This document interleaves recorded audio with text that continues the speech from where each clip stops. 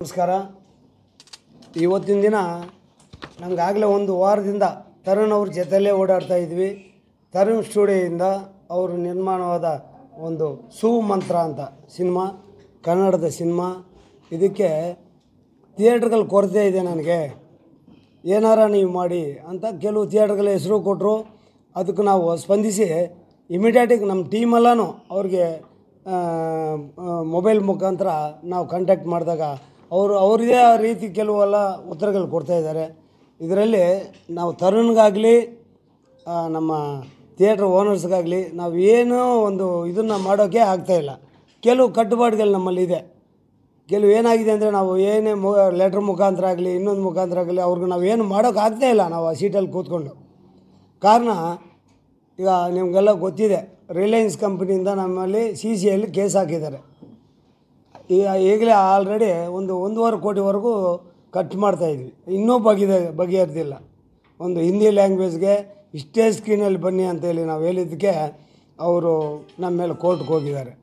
ಮೊದಲಿತ್ತು ನಮ್ಮಲ್ಲಿ ಒಂದು ಟೀಮ್ ಇತ್ತು, ಸ್ಕ್ರೀನಿಂಗ್ ಕಮಿಟಿ ಅಂತ ಮಾಡಿದ್ವಿ, ಅದ್ರ ಪ್ರಕಾರ ನಡ್ಕೊಳ್ತಾ ಇದ್ವಿ. ಅವ್ರು ಯಾವಾಗ ನಮ್ಮ ಮೇಲೆ ಕೇಸ್ ಹಾಕಿದಾರೋ ಆವತ್ತಿಂದ ನಾವು ಇಲ್ಲಿವರೆಗೂ ನಾವು ಯಾವುದೇ ಒಂದು ರಿಸ್ಟ್ರಿಕ್ಷನ್ ಮಾಡೋಕ್ಕೆ ಆಗ್ತಾಯಿಲ್ಲ.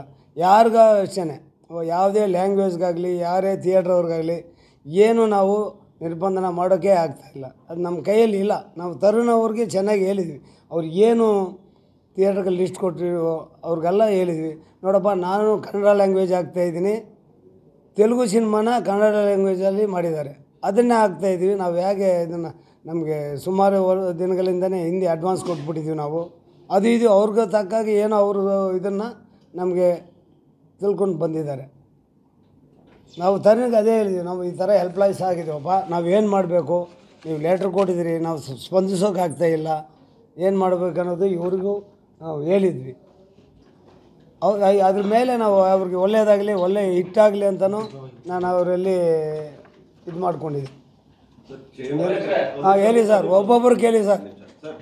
ಮೊದಲನೇ ಸ್ಟಾರ್ಟಿಂಗ್ ಸ್ಟೇಟ್ಮೆಂಟ್ ಹೇಳಿದ್ರೆ ನಾವು ಹೆಲ್ಪ್ಲೆಸ್ ಆಗಿದೆ.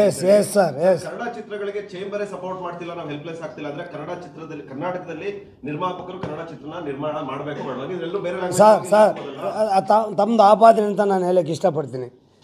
ಯಾಕೆ ಯಾವ ರೀತಿ ನಾವು ಕನ್ನಡ ಸಿನಿಮಾಗಳಿಗೆ ಸ್ಪಂದಿಸಬೇಕು? ನೀವು ಹೇಳಿದ್ರಲ್ಲ ಸರ್, ಹೆಲ್ಪ್ಲೆಸ್ ಆಗಿದೆ. ನಾವು ಹೆಲ್ಪ್ಲೆಸ್ ಆಗಿದ್ರೆ ಅಂದರೆ ಯಾರಿಗೆ ನಾವು ಒಂದು ರಿಸ್ಟ್ರಿಕ್ಷನ್ ಮಾಡೋಂಗಿಲ್ಲ. ಯಾವುದೇ ಥಿಯೇಟ್ರ್ ಓನರ್ಗಾಗ್ಬೋದು, ನಮ್ಮ ನಿರ್ಮಾಪಕರಿಗಾಗ್ಬೋದು, ನೀವು ಇಂಥದ್ದೇ ಮಾಡಿ ಅಂತೇಳಿ ನಾವು ಅವ್ರ ಹಕ್ಕಿಗೆ ನಾವು ಶ್ರುತಿ ಮಾಡೋಂಗಿಲ್ಲ. ಇವತ್ತಿನ ದಿನ ಅದನ್ನೇ ಹೇಳಕ್ಕೆ ಬಂದೆ ಸರ್. ಇವತ್ತು ಅವರ ಸ್ವಾತಂತ್ರ್ಯಕ್ಕೆ ಅಡ್ಡಿಪಡಿಸೋಂಗಿಲ್ಲ ಯಾವುದೇ ಬಿಸ್ನೆಸ್ಸಲ್ಲಿ. ಇದನ್ನು ಖಂಡಿತವಾಗಿ ಹೇಳ್ತಾ ಇದ್ವಿ. ನಮ್ಮ ಮೇಲೆ ಒಂದು CC ಅಂತ ಒಂದು ಇದೆ. ಅಂದ್ರೆ ಬೇರೆ ಭಾಷೆಯ ಬೇರೆ ಚಿತ್ರಗಳು ಬಂದು ಕರ್ನಾಟಕದಲ್ಲಿ ಕನ್ನಡ ಚಿತ್ರಗಳ ಮೇಲೆ ಧೋರಣೆ ಮಾಡ್ತಿದೆ ಅಂದ್ರು ನಾವು ಹೆಲ್ಪ್ಲೆಸ್ ಆಗಿದ್ದೀವಿ, ನಮ್ಮ CC ಆಗಿದೆ ಅಂತ ಹೇಳಿ ಸಪೋರ್ಟ್ ಮಾಡಿದ್ರೆ ಸುಮ್ಮನೆ ಇರಕ್ಕಾಗತ್ತಾಗಿದ್ರೆ ಏನು ಸಪೋರ್ಟ್ ಮಾಡ್ಬೇಕು ಸರ್? ನಾವು ಹೊಸಬ್ರು ಸಿನಿಮಾ ಬಂದಾಗ ಥಿಯೇಟರ್ಗಳ ಸಮಸ್ಯೆನ ನಾವು ನೋಡಿದ್ವಿ. ಸ್ಟಾರ್ ಒಬ್ರು ಸಿನಿಮಾ ಮಾಡಿ ಅವರ ಒಂದು ಸಿನಿಮಾ ಅಂದ್ರೆ ಎಕ್ಸ್ಪೆಕ್ಟೆಡ್ ಸಿನಿಮಾಗೆ ಕರ್ನಾಟಕದಲ್ಲಿ ಥಿಯೇಟರ್ ಸಿಗ್ತಿಲ್ಲ ಅಂತಂದ್ರೆ ಹಂಗಿದ್ರೆ ಪ್ರೊಡ್ಯೂಸರ್ಸ್ ಎಲ್ಲೋ ಹೋರಾಟ ಮಾಡಬೇಕು ಸರ್, ಇಲ್ಲೇ ಮಾಡಬೇಕು. ಆದರೆ ನಾವು ಏನು ಮಾಡಬೇಕು ಅನ್ನೋದು ತಾವು ಇನ್ಸ್ಟ್ರಕ್ಷನ್ ಕೊಡಿ ನೋಡೋಣ. ಏನು ಮಾಡೋಕ್ಕೆ ಸಾಧ್ಯ ಇದೆ? ಹೌದು ಸರ್, ಹೌದು ಸರ್ ನಾವು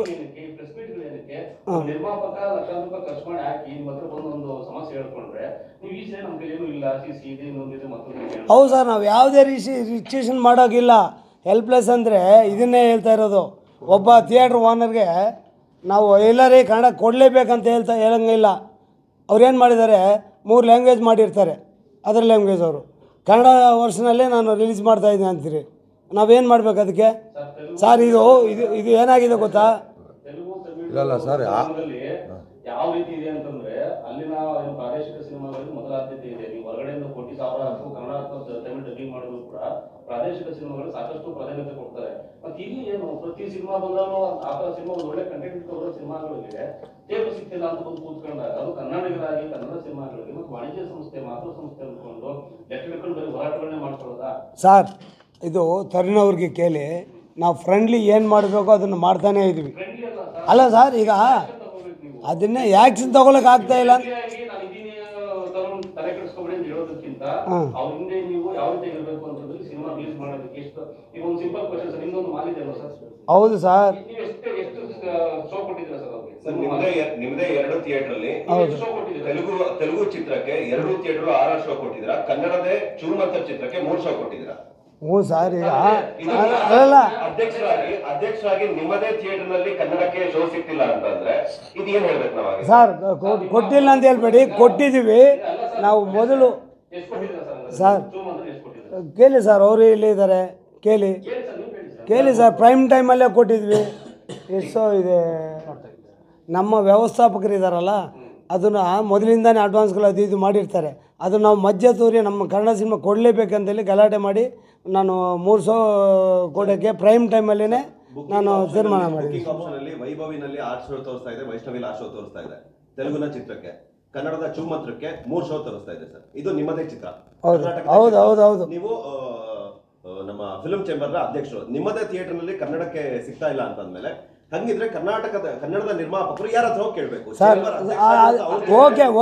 ಓಕೆ ಅವರು ಇವರು ನಮ್ಗೆ ಅಪ್ರೋಚ್ ಮಾಡಿರೋದು ಯಾವ ಟೈಮಲ್ಲಿ ಕೇಳಿ, ಅದೇ ಅದರ್ ಲ್ಯಾಂಗ್ವೇಜ್ ಅವರು ಯಾವಾಗ ಅಪ್ರೋಚ್ ಮಾಡಿದ್ದಾರೆ ಕೇಳಿ. ನಾನು ಅದನ್ನೇನಾದರೂ ಸ್ಥಗಿತಗೊಳಿಸ್ಬಿಟ್ಟು ನಮ್ಮ ಕನ್ನಡಕ್ಕೆ ಪ್ರಾಧಾನ್ಯತೆ ಕೊಡ್ರಿ ಅಂತೇಳಿ ನಾನು 3 ಶೋಗೆ ಅರೇಂಜ್ ಮಾಡಿದ್ದೀನಿ ಸರ್. ಸರ್ ಅಂದ್ರೆ ನೀವು ಹೇಳೋ ಪ್ರಕಾರ ನಮಗೆ ಫಸ್ಟ್ ಅವ್ರು ಅಪ್ರೋಚ್ ಮಾಡಿದ್ರು ಅವ್ರಿಗೆ ಕೊಡ್ತೀವಿ ಅಂತ ಅಲ್ಲ ಕನ್ನಡ ಪ್ರಿಫರೆನ್ಸ್ ಸರ್ ವ್ಯಾಪಾರ ಇದು. ನಾವು ಕನ್ನಡಕ್ಕೆ ಪ್ರಾಧಾನ್ಯತೆ ಕೊಡಲೇಬೇಕು. ನಾವು ಆ ಸ್ಥಾನದಲ್ಲಿ ಕೂತಿರೋದ್ರಿಂದನೇ ನಾನು ಕೆಲವು ಸ್ಥಗಿತಗೊಳಿಸಿ ನಮ್ಮ ಕನ್ನಡಕ್ಕೆ ಪ್ರಾಧಾನ್ಯ ಕೊಡ್ರಪ್ಪ ಅಂತೇಳಿ ನಾನು ಅದನ್ನು ಮಾಡಿಸಿದ್ದೀನಿ ಸರ್. 3 ಶೋ ನಿಮ್ಮ ಮಾಲ್ಗಳಲ್ಲಿ 3 ಶೋ ಇದೆ ಸರ್. 3 ಶೋ ಕೂಡ ದೊಡ್ಡ ಸಾಧನೆ ಅಲ್ಲ ಸರ್. ಅದು 3 ಶೋ ಅಲ್ಲಿ ಸರ್ ತರುಣ್ ಸರ್ ಪ್ರೈಮ್ ಟೈಮಲ್ಲಿ ಇದೆಯಲ್ವ ಸರ್? ಎಷ್ಟೆಲ್ಲ ರಿಲೀಸ್ ಮಾಡ್ತಿದ್ದೀರಾ ಸರ್ ನೀವು? ನಾನು ಈಗ ನೋಡಿದೆ ಸರ್, ಆ್ಯಕ್ಚುಲಿ ನೋಡಿ ಸರ್, ನನಗೇನೆ 3 ಶೋ ನಿಮ್ಮ ಇದರಲ್ಲೇ ಇದು ಮಾಡಿದಾರಲ್ವ ಸರ್, ಹೇಳಿ ಸರ್. ನನಗೇನು ನಿಮ್ಮ ಗೊತ್ತಿಲ್ಲ ನೋಡಲಿಲ್ಲ ನಾನು ನಿಮ್ಮ ಮಾಲಲ್ಲಿ ಸರ್. ಈಗ ಹಾಂ ಸರ್, ತಮಗೆ ಪ್ರೈಮ್ ಶೋಸ್ ಇದೆಯಲ್ವ ಸರ್? ಸರ್ ಅದು ಅಲ್ಲ ಪ್ರೈಮ್ ಶೋ ಮ್ಯಾಟರ್ ಆಗಲ್ಲ ಸರ್. ಶೋ ಸಿನಿಮಾಗೆ ಒಂದು ಥಿಯೇಟರ್ ಎಷ್ಟು ಶೋ ಸಿಗಬೇಕು? ನಿಜ ಸರ್, ಪ್ರೈಮ್ ಶೋ ಮಾತ್ರ 4 ಶೋ ಸಿಕ್ಕತ್ತೆ.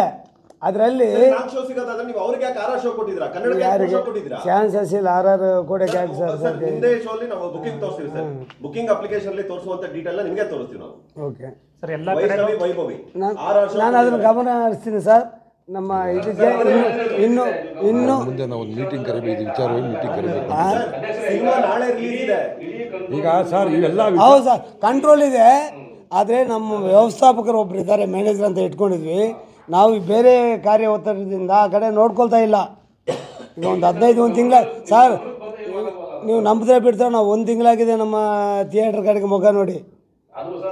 ಆದರೆ ನಮ್ಮ ತರುಣ್ ಹೇಳಿದ ತಕ್ಷಣ ನೋಡ್ರಿ, ಅವ್ರಿಗೆ ಮೊದಲು ಬೇರೆಯವ್ರದ್ದು ಬ್ಯಾನ್ ಮಾಡಿ ಇದನ್ನು ಮಾಡಿ ಇವ್ರಿಗೆ ಕೊಡಿ ಅಂತ ನಾನು ನಮ್ಮ ವ್ಯವಸ್ಥಾಪಕರಿಗೆ ಹೇಳಿದ್ದೀನಿ.